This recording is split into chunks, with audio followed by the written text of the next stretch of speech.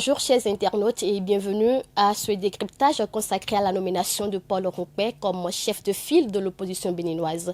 Pour en parler, j'ai avec moi sur ce plateau Koshimo Rongbadji, journaliste, analyste politique à Bénin Web TV. Koshimo Rongbadji, bonjour. Bonjour, merci de m'avoir invité. Alors, tout comme moi, vous avez eu vent cette semaine du décret 2021-183 qui fait état de la nomination de l'ancien secrétaire exécutif au plan national du parti Foscori pour un Bénin émergent comme étant chef de file de l'opposition béninoise. D'après vous, qu'est-ce qui justifie le choix du chef de file de l'opposition par le président de la République en personne? Alors déjà, il faut dire que Paul Rompé demeure secrétaire exécutif national. C'est vrai qu'il est devenu chef de file de l'opposition. Et c'est d'ailleurs ce poste donc, de secrétaire exécutif qui lui a permis, entre autres, donc, de devenir chef de file de l'opposition. Alors les gens n'ont pas bien compris. Le président de la République n'a pas, sur un coup de tête, fait, comme on le dit, un choix au hasard.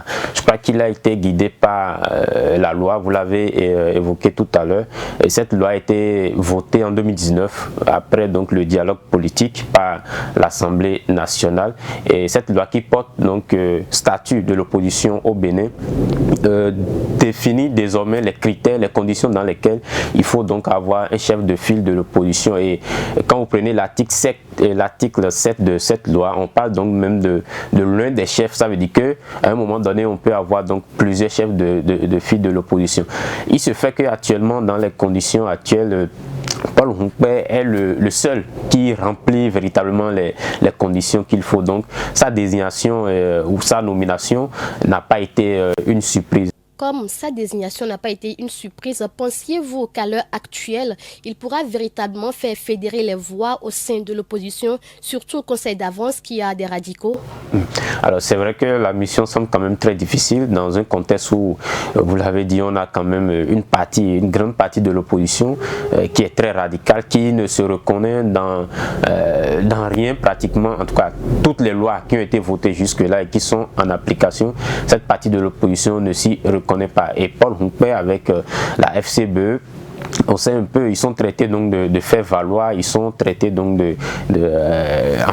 on les accuse d'avoir trahi justement cette partie donc de l'opposition qui se veut quand même un peu plus radicale. Et on a écouté par exemple des responsables du parti Les Démocrates qui ne se reconnaissent pas dans cette nomination et qui pensent que c'est un non-événement. Donc du coup, ça va être quand même difficile pour Paul Rompé de fédérer les efforts.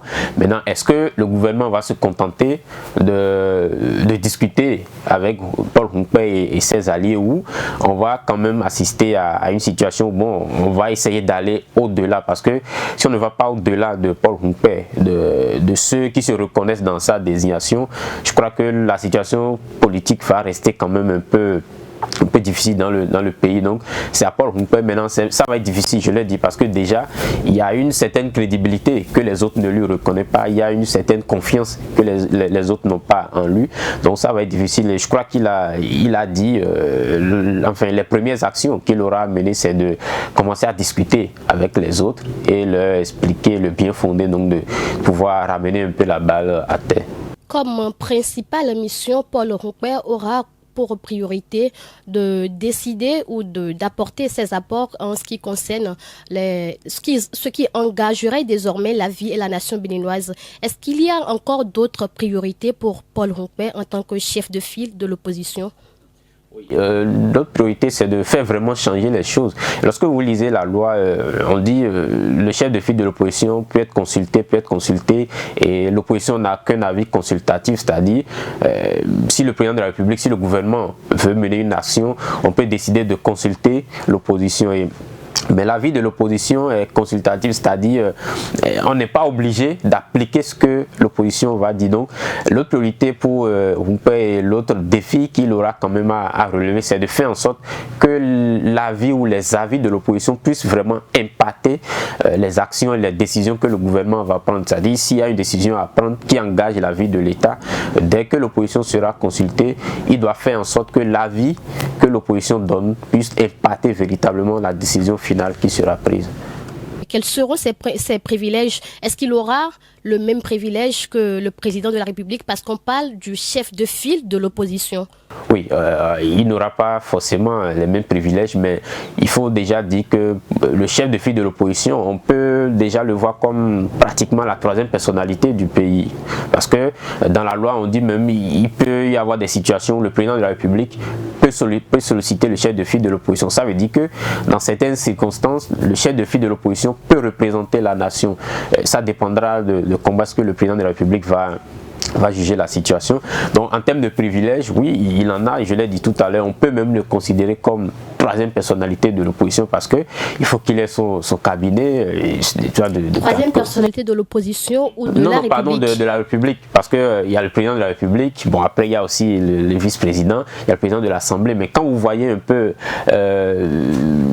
tout ce que le chef de file de l'opposition doit avoir comme privilège, doit avoir comme avantage et tout, on peut, je ne dis pas que c'est ça, mais dans une mesure donnée, on peut quand même le voir comme l'une des personnalités fortes du pays. Donc, je l'ai dit, la loi l'a également prévu. Il peut, à un moment donné, représenter la nation dans certaines circonstances. C'est au président de la République donc de juger de la pertinence de ça. Koshimbo Rumbadi, votre mot de la fin. Avant donc de dire mon mot de la fin, je voudrais quand même préciser, parce que j'ai entendu, bon, les gens ont dit Paul Rumpé est devenu chef de file de l'opposition par défaut et tout. Je pense que ce n'est pas véritablement ça. C'est vrai qu'on a fait avec ce qui est la main. C'est la loi qui a prévu ça, et soit on nomme Paul Rumpé, soit on attend 2023 pour de nouvelles élections législatives. Mais si on attend 2023, c'est qu'on aurait choisi délibérément donc de ne pas respecter la loi. Actuellement, je l'ai dit au début, il n'y a que Paul Rumpé qui remplit véritablement les critères définis donc par la loi. Alors pour finir, je vous remercie pour m'avoir invité pour faire ce décryptage, et merci également aux internautes qui nous ont suivis. Merci à vous, Koshimbo Rumbadi, vous serez toujours la bienvenue chez nous. Merci à vous également, chers internautes, de nous avoir suivis. À très vite.